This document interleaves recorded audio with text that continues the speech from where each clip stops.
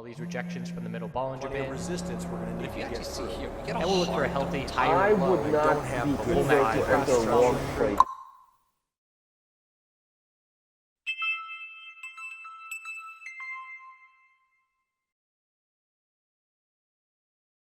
Hello, crypto friends. Going to look at Ethereum, Bitcoin, ETHBTC. That's it. Keeping it short and sweet today. I'm tired and I got people to meet.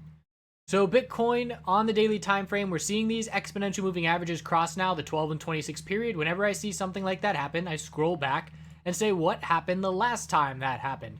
We had a bounce that had already initiated, and then we saw some very significant follow through once that bull cross did occur. It's definitely a little bit of a different setup. The pullback that we saw before the cross was more significant. We have seen a more solid move before the cross has even occurred. What I'm watching for is, can the bulls hold that as support on consolidation? And that would show strength if they can, obviously, and we'd look to maintain higher lows. The last daily higher low is 65.72. So because that last higher low is so far away, I do not anticipate to just fall back and break the higher low pattern. In my opinion, for the daily higher low pattern to be lost, we will have to pull back and establish a higher low compared to 65.72, and then a lower high, and then a lower low, breaking the support levels, rather than just to fall through. To pull back that hard, we would likely need to see a news event behind that.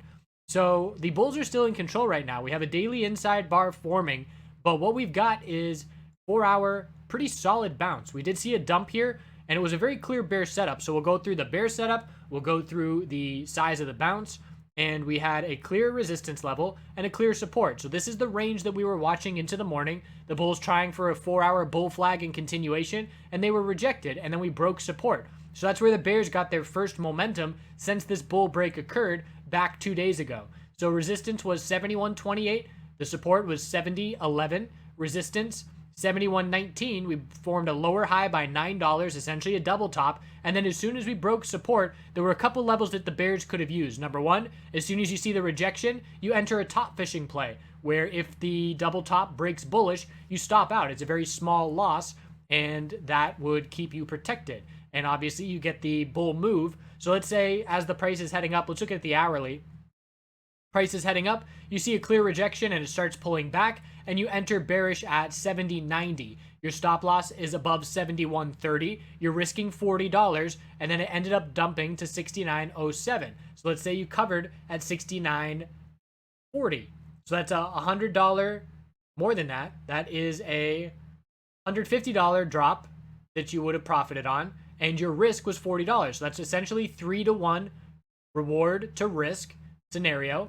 And you could have used another signal. So say you didn't want to enter just on the rejection, we had a clear hourly higher low. So not only did we saw the same pattern essentially on the hourly and the 4-hour. So here it is on the hourly, the high, low, lower high, and then the clear bear break. As soon as we broke 70.60, bears jumped in, and again, you put your stop above the double top, or more patient would wait for the loss of the 4-hour higher low. We didn't get much follow through there. The risk to reward was not as good. So it was either a top fishing play or a loss of the hourly higher lows after the double top, which gives you more confidence.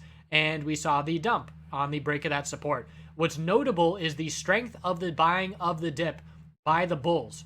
So the 15-minute time frame, the first thing we saw is the size of the bounce led us to believe, all right, worst case scenario, when you see a bounce this strong, worst case scenario, we're going to see an equilibrium. And this was the kind of pattern that we just consolidated. And as soon as you see a pattern with lower highs and lower lows, but the lows don't get any follow through, we had a bear break here by $1. That's a flag. So I always look at a different time frame and say, where does it look like a flag?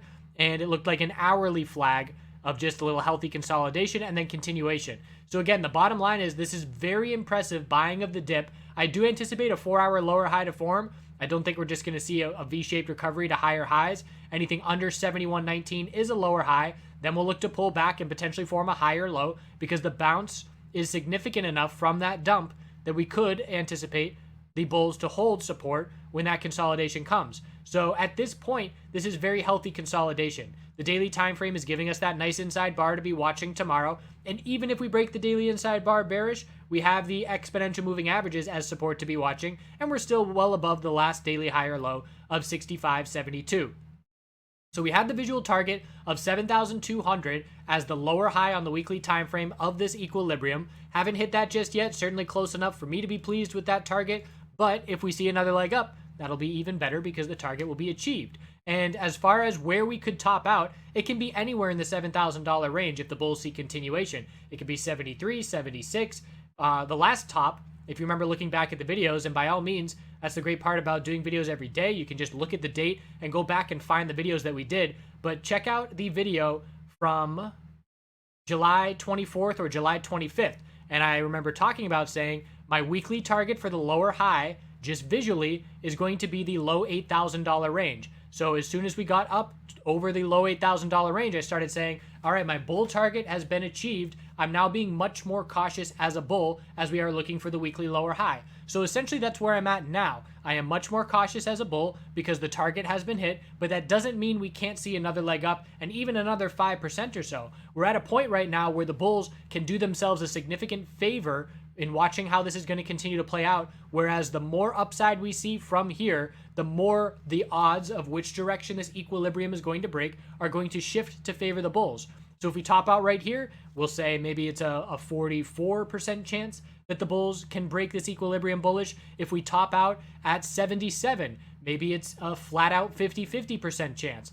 So the higher the bull move that we have, the better the odds that an eventual bull break will happen, because the odds of a higher low forming will be more likely. And what I want to see is the resistance get as close as possible, because when your equilibrium is tighter, the odds of seeing follow through and continuation after the break is more likely. And this is an example where on the weekly time frame here, and the reason for that, let me just go into that first. The reason that you're more likely to see continuation is because, again, you can break resistances all in a row. And we did that on Bitcoin just a week ago, where we had the 4-hour resistances, the clear lower highs, and I highlighted how the bulls could break multiple resistances in one move because they were all close to each other. It's the same theory. So the weekly time frame, if those lower highs are close to each other and we break multiple resistances on one bull move, that obviously gives a ton of strength and follow through. So if we could get up to 7,900 and then pull back and form a higher low and then break 79 and 85 both in the same week, that would be a huge bull break, taking out two lower highs at once rather than just taking out one and then trying to see follow through and not really having as much conviction. So on the, what was the other thing I was going to go to? Don't remember. That's what happens when you go on the fly. I'll remember it and talk about it tomorrow. So we do have declining bull volume. That's another thing that I will note. We've got a few days left in the week, so that could increase. The bulls would love to see an increase in volume, but if we don't see an increase in volume, that's another point in favor of the lower high on the weekly time frame being set sooner rather than later. So again, at this point, bulls don't have much to worry about. Bears still a little bit nervous, but we're going to be watching this 4-hour time frame. I like the 4-hour and the daily for the most clarity. And again, me personally, there's still plenty of opportunity here. These alts are seeing a lot of bull moves and a lot of follow through. But for me personally, I am trading this cryptocurrency way less. I'm paying less attention. There's more opportunity in Canadian MJ for me right now. That's what I'm focusing on. But I will absolutely be ready to be very aggressive once this weekly time frame breaks. And that's going to happen again late September, early October, pending any kind of news release. Checking in on ETH. So ETH has been a dog compared to Bitcoin recently. Again, we're not even close to breaking the high of the initial bounce, but we do have higher lows and we did break resistance. So let's now see what would need to happen on this ETHBTC chart for us to start looking at Ethereum more favorably for some bounce. And at this point, again, the daily chart is absolutely still a potential bear flag. Bulls do not have much confidence at all. There's this higher low and higher high pattern on the 4-hour, and when that breaks, the odds of the daily bear flag are going to increase significantly. And at this point, to decrease the odds of a bear flag, the bulls have to break 4190, and at this point, we're not close to doing that. So break 4190, see some follow through on this bounce, and I'll have some more faith in the ETH bulls. But if that does not happen, we're going to be looking for the potential of another leg down if we break 4068, and that's when we're going to have the daily RSI back down at 20 or lower, and the weekly RSI is going to be oversold. And again, this ETHBTC chart, we don't have a lot of history here, but last time it was oversold, we exploded. Doesn't mean we'd explode, but I would look for a bounce from daily and weekly oversold levels, and that would get me interested again. So where we stand right now, we're kind of in the middle of the range where we're not really oversold enough for me to be interested, and we're not seeing any bullish strength for me to be interested, so I'm not interested. But I am keeping an eye on it, and we're going to need two scenarios. Either the bulls show up and start to change some trends, then I'll be interested, or another leg down to get the weekly RSI oversold, then I'll be interested. So I am keeping an eye on ETH, but not in the day-to-day manner that we have been for quite some time. There will be opportunity for the bulls again, but it's just not time right now. So that's where we stand on Bitcoin, and a lot of interesting action is going to be coming our way. And again, we're not confident that our weekly lower high has been set until we lose the daily higher low pattern. So the bulls still have control of this daily little uptrend as long as the higher lows are maintained. We'll see how long they can pull that off. Even if we break the inside bar bearish, that is not a loss of the higher lows. 65.72 is that level for now, and we will see if this 4-hour time frame remains pretty darn bullish heading into tomorrow as well. So I appreciate you watching. We have today's item from the house is from the kitchen. And this is the kitchen picture. I don't know why you would have this in your kitchen, but it's interesting and entertaining when you're only here for a few days. Not sure I would want to live with that picture in the kitchen.